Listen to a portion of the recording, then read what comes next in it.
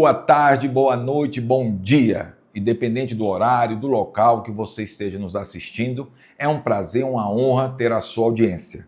Deixa eu me apresentar, eu sou Enéas Bastos, gerente comercial da FTD Educação Filial Brasília. Esse é o nosso podcast da Filial Brasília e hoje nós estamos assim com um convidado especial. Acabamos de conversar com o irmão Iranilson e agora nós vamos conversar com o irmão Claudiano, que também está participando, é um dos organizadores do primeiro Congresso de Educação Marista, que ocorre aqui em Brasília, na capital federal. Estou aqui com meu colega de bancada, meu amigo, Paulo Morégola, que é o diretor adjunto confessional. Obrigado, Paulo, mais uma vez pela sua presença. Eu que agradeço, estou ficando figurinha carimbada, que é que eu gostei, gente, eu vou voltar, e vocês se preparem, porque toda vez que o Enéas me chamar, eu estarei aqui. Obrigado, Paulo. Irmão, muito obrigado. Eu sei que sua agenda está concorrida, mas por reservar esse espaço aqui para a gente conversar um pouquinho desse primeiro congresso. O que nos espera, o que nos aguarda, quais são as primeiras impressões? Tudo bem, uma satisfação estar aqui na FTD, nessa casa também que tem na sua origem a educação, né? Porque para Marcelino Champagnat todo o material de apoio pedagógico para uma escola ter aí seu êxito perpassa também por esses espaços. Então é uma satisfação realmente estar em Brasília e esta cidade que tem um significado importante, né, na história do Brasil, receber esse primeiro Congresso Marista Brasil de Educação. Então nesse momento em que o Marista Brasil procura aí fortalecer ainda mais a presença em todo o território nacional, né, nessa representatividade de todas as regiões, né, do nosso país, reunir os educadores, né? Reunir esses que fazem acontecer a sala de aula, o dia a dia, o cuidado de cada criança, cada jovem que está conosco. E não são poucos. Então, e aí que, né, o irmão Iranilson acabou citando números aqui, irmão Claudiano. Tudo bem. E eu sei que o senhor, como presidente do Conselho de Administração, eu fiquei um tanto quanto curioso, porque são mais de 100 mil estudantes, mais de 17 mil pessoas diretamente ligadas, 63 colégios pagos de alguma maneira e 33 escolas sociais totalmente gratuitas. Irmão, como é que se administra algo desse tamanho? É a pergunta que muitos me fazem, como organizar, como realmente realizar a governança, a gestão também executiva de 96 unidades. Então eu inicio por esse recorte, né, das unidades, 63 pagas, 33 sociais. Fazendo esse recorte, hoje somos aí, né, a maior rede de educação católica, né, do nosso Brasil. Então também essa parceria com a ANEC ela é relevante, porque somos aí uma parcela significativa por conta de termos aí 100 mil estudantes, né, em nossas unidades. E também as 33 unidades sociais que nos colocam aí como a segunda rede com atuação social numa escala tão grande. Inclusive, nós temos a maior escola social do país, entre todas. Então, isso, né, são méritos de trabalho de muito tempo, de muitos anos da nossa presença no Brasil, que já soma aí 128 anos, né, de presença marista no Brasil. E estamos aí no 3º ano do Marista Brasil com uma gestão integrada de todas as escolas. E nos organizamos em 6 regionais. É a forma com que encontramos de estabelecer esse contato direto com as unidades. Então são 6 regionais: Porto Alegre, Curitiba, São Paulo, Belo Horizonte, Recife e Brasília. E aí a gente atua com essa proximidade com as unidades. Cada regional tem aí o seu diretor regional que cuida próximo de cada uma das unidades. E aí a equipe corporativa, né, com seus diretores, que dá conta também dos aspectos estratégicos para alavancar, enfim, e os resultados e o trabalho de cada uma das unidades. Um pouco essa forma que nos organizamos. E, acima de tudo isso, tem o Conselho de Administração, então, e nós temos aí, irmãos, das nossas 3 províncias que compõem o Marista Brasil. Então aqui a gente está falando de gestão, de governança das escolas, porque as províncias seguem o seu caminho, seguem, né, realizando assim as suas ações, e elas seguem existindo. Isso é bem interessante, né? O que de novo desperta a nossa curiosidade. São 3 províncias no Brasil, mas como o senhor já explicou, os colégios se organizaram a partir do Marista Brasil.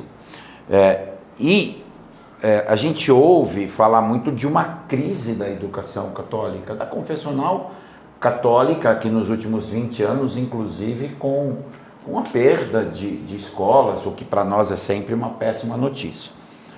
Contra a corrente, o Grupo Marista, nesse sentido, ele vem ampliando a sua atuação.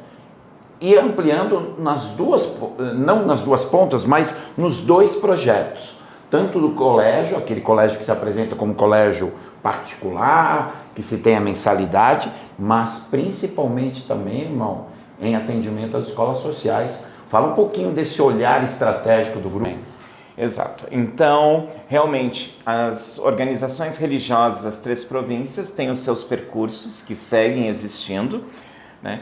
E a gestão e a governança somente da educação básica é que unificou numa único acompanhamento. E isso, claro, gera benefícios de larga escala, sejam eles de ampliação da missão. Então, a nossa potencialidade de ampliar a missão, tanto de expansão para novos espaços de colégios pagos, como de sociais. Então, realmente, a gente tem avançado muito, né, no crescimento, né, dos estudantes, e ele é concomitante, né? Se eu tenho aí uma escola paga em um mercado que é possível a gente avançar, então nossa área de expansão tem trabalhado muito, né, mapeado esses lugares, enfim, e também na dimensão social, e nós temos olhado para a Amazônia, porque nos interessa muito a diversidade de territórios, para que a gente avance também com as iniciativas pedagógicas e que a gente possa aí encontrar caminhos para também novos desenhos, né, de uma arquitetura pedagógica que o próprio irmão Iranilson aqui antes conversava, né, com vocês. Então, a Amazônia, a gente acredita que pode nos aportar muito, principalmente em alguns saberes que são específicos. Se a gente falar hoje sobre ciências da natureza, a Amazônia tem muito a nos ensinar. Então, a nossa presença nessa região, que já é de longa data, mas agora com a possibilidade aí de escolas formais, tanto sociais como pagas, vai potencializar muito a expansão. Então, esse trabalho em rede nos garante essa possibilidade de avançarmos de forma mais contundente, digamos assim, em novos mercados, em novos espaços. Agora, eu tenho conhecimento também, porque o senhor cita mais de uma vez a questão desse estudo, dessa análise. É perceptível que essa gestão administrativa, ela não é por feeling, né, irmão? Ela é baseada em fatos e dados, não é isso? Isso, a gente precisou avançar muito no estudo de dados, e às vezes nem sempre indicadores, enfim, os dados, as planilhas, as tabelas, né, somos aí familiarizados com elas ou gostamos do que vemos. Então, porque por vezes tem dores, e essas dores precisam ser enfrentadas. Então, encontrar as oportunidades no meio desses dados e dessas análises tem sido essencial nesse processo. E aí, claro, a nossa instituição, ela, né, tem uma hierarquia que precisa ser respeitada, tem um tempo que também às vezes é diferente do tempo do mercado. Então, a gente não abre mão também daquilo que é essencial para a gente, porque realizar um projeto novo, ele se constrói sobre a rocha, né? Inclusive o próprio Evangelho cita isso, e não sobre areia. Então, apostar num projeto sólido, e como a gente faz o discernimento para que isso se realize adequadamente, ele é essencial. Não sei se ajudei aí na resposta. Muito. Não, muito.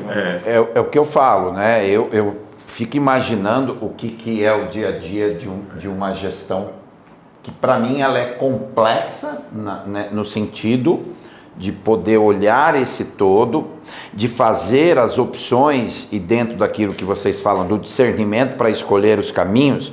Mas, por exemplo, ao o senhor citar a Amazônia, né? Nós estamos vivendo agora Jacop, e a gente tem o Pacto Educativo Global, que já com o Papa Francisco apontou a questão da necessidade da visão da ecologia de uma forma integral, ou seja, ela não está ligada somente à natureza, e o senhor cita os saberes específicos. Então, o que é claro é que esse conjunto de ações que, num primeiro momento, parece que são somente gerenciais, é que baseia, na verdade, a possibilidade da missão existir.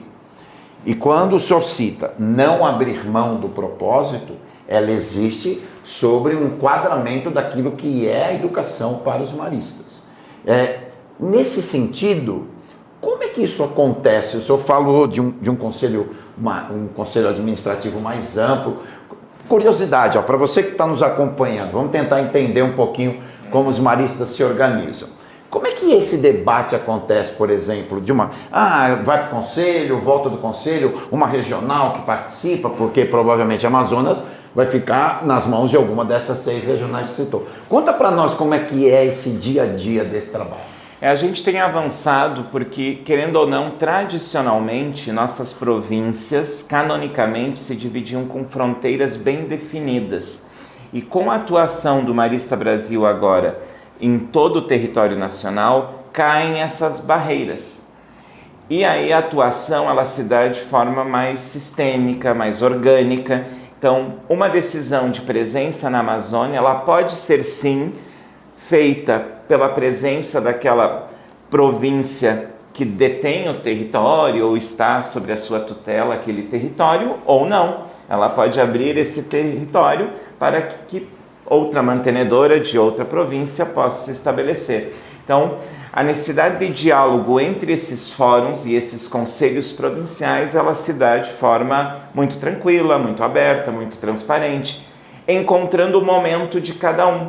Então, isso faz a gente ir, digamos assim, contra o mercado atual das redes católicas, que às vezes não encontram força de atuação. Então, o grande segredo que eu percebo desse sucesso de a gente conseguir avançar, tanto em escolas sociais como pagas, porque aí eu tenho a questão da filantropia, eu tenho a margem de bolsas que eu preciso trabalhar, e às vezes essa margem é flutuante nas mantenedoras, então a gente pode ir acomodando, enfim, de forma satisfatória, mas é um movimento de diálogo constante entre os conselhos provinciais, que seguem atuando, tendo também a sua autonomia de abertura e fechamento das unidades, e o conselho de administração, então, que orquestra um pouco tudo isso, para que a gente possa levar a cabo aí os desejos, os sonhos, que são, enfim, dos irmãos, todos que compõem aí nas suas assembleias. Anualmente a gente vai a cada assembleia, a gente presta conta de tudo aquilo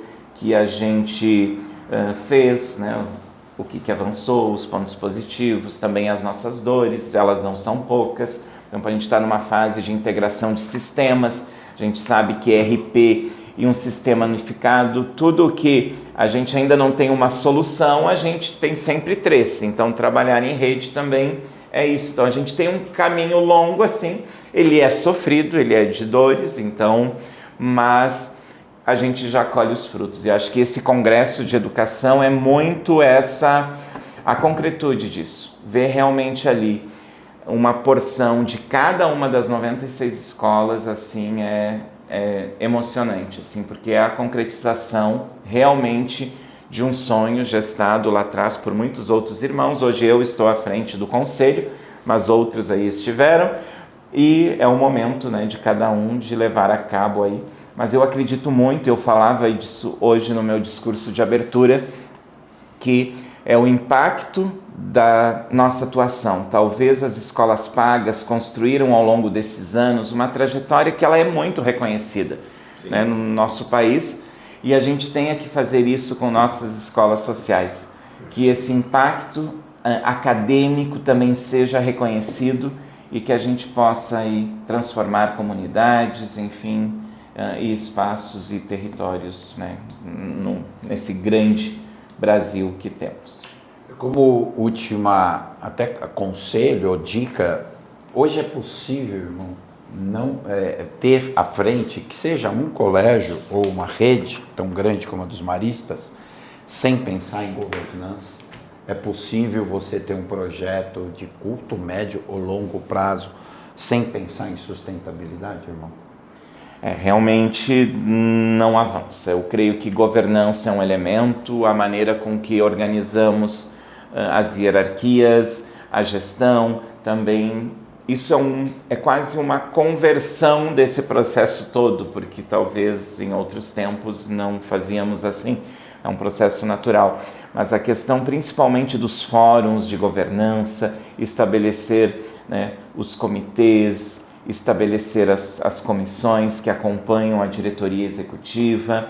Então isso é muito importante e acho que é isso que garante a sustentabilidade, porque nessa minha experiência de 1 ano que eu estou, né, enfim, aí é um triênio de mandato, podemos assim dizer, neste 1 ano o que eu mais, né, tenho feito é prestar contas. Então acho que isso também garante, porque os fóruns de governança favorecem isso. Então você aí tem as melhores práticas que o mercado apresenta, claro que elas não são um fim, mas a gente também precisa beber, né, desse, né, todo esse aporte também teórico do que diz respeito à governança e assimilando isso aos poucos, alinhado aos elementos evangélicos, que é da nossa tradição. Eu acredito que é possível, sim, a escola católica ter um lugar diferenciado no nosso Brasil. Então, eu acredito muito nisso. Então, é um pouco o caminho. Eu acho que vai acontecer o quê, né? Nos comentários do podcast vão começar a chamar o irmão para uma consultoria de como fazer essa governança. Mas a gente sabe que o irmão também está com uma agenda hoje bem cheia lá no Congresso, né? Ô, irmão, muito obrigado, né? E também, além do obrigado, parabéns pelo que vocês têm feito, né? Pela sociedade brasileira. Eu fiquei aqui ouvindo com atenção, né? O impacto desses anos e o impacto também nas escolas sociais, que eu tive a oportunidade de ir numa escola em São Paulo há pouco tempo atrás. E eu tô, Zona Leste. Estou há 9 anos na FTD e eu fui tem 1 mês. E mudou muito a minha concepção, sabe? Porque eu vi como é que ali vocês transformam, né, vidas, vi o depoimento dos alunos. E aqui de coração eu parabenizo vocês por esse trabalho, mudando mesmo a vida de jovens e adolescentes desse país. E obrigado pela sua presença, de ter tirado um tempo, né, Paulo, lá do Congresso, que está bombando, gente. O Congresso, né? O Congresso, assim, eu tenho sentido que as pessoas estão se abraçando, parece que são irmãos que estão se reencontrando, né? Pessoas que trabalham e sabe aquele parente que você não vê há muito tempo, né, Paulo? Então é esse, pessoal, esse é o Congresso Marista, o primeiro congresso aqui em Brasília, né? Um congresso contemplando todas as escolas. Paulo, muito obrigado. Irmão, muito obrigado. E vocês passem para os colegas do nosso canal, passem para os amigos, curtam e se inscrevam no nosso canal. Podcast da FTD Filial Brasília. Obrigado.